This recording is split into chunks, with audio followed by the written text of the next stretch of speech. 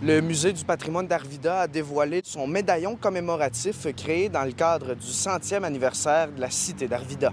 Et on s'est arrêté vraiment sur « Hey, c'est le 100e ». On vend 100 médaillons qui représentent et d'un côté l'armoirie d'Arvida et de l'autre côté justement le logo du 100e d'Arvida. Les engrenages dans un certain cadran, ça représente vraiment l'industrie, le travail, les efforts et les exploits obtenus à la ville d'Arvida. On a le barrage justement qui représente l'hydroélectricité avec en dessous aussi l'autre cadran qui représente l'électricité. Ensuite, bien, vous avez une salle de cuve qui est représentée pour justement l'aluminium. Naturellement, c'est bilingue et les éclairs, encore une fois, on parle d'électricité ici. C'est la première armoirie d'Arvida en 1946. Donc, c'est une pièce, naturellement, qui va être pour les collectionneurs. Seulement 100 exemplaires ont été fabriqués, dont 99 qui sont en vente libre au coût de 1 000 $.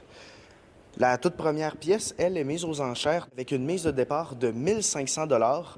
Le gagnant de l'enchère sera dévoilé le 20 août prochain et les manières de vous procurer un de ces médaillons ou de venir miser aux enchères, est soit de venir ici même au Musée du patrimoine Arvida ou de consulter leur site Internet.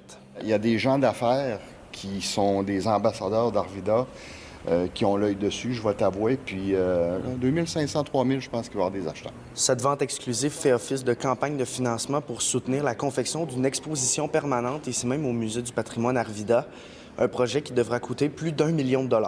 Il va y avoir une exposition permanente dans le bâtiment ici, dans tout le rez-de-chaussée, si je peux le dire ainsi.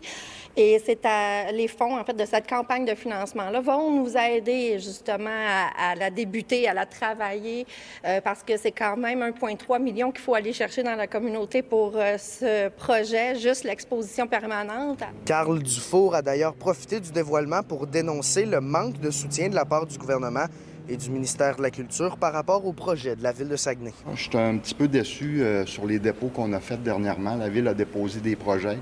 On avait déposé quand même une bonne quantité où les musées, on s'attendait à avoir quelque chose, puis on a 0 en 3 malheureusement ici. C'est un petit peu décevant de la part du gouvernement puis du ministère de la Culture. Tu sais, on nous dit, bien écoutez, essayez de conserver les églises. C'est ce qu'on est en train de faire à Ville de Saguenay. On essaye d'en protéger. Tu sais, on a besoin de l'aide des gouvernements là-dessus. Puis là, on n'a pas eu. Donc, ça a été pour moi une grosse déception. Mais j'ai espoir encore. Je suis un gars qui vit beaucoup avec l'espoir quand tu es en politique, puis j'ai espérance qu'il y a quelque chose qui va déboucher peut-être, débloquer dans les prochains mois. À Saguenay, Xavier Lemieux, pour Nouveau Info.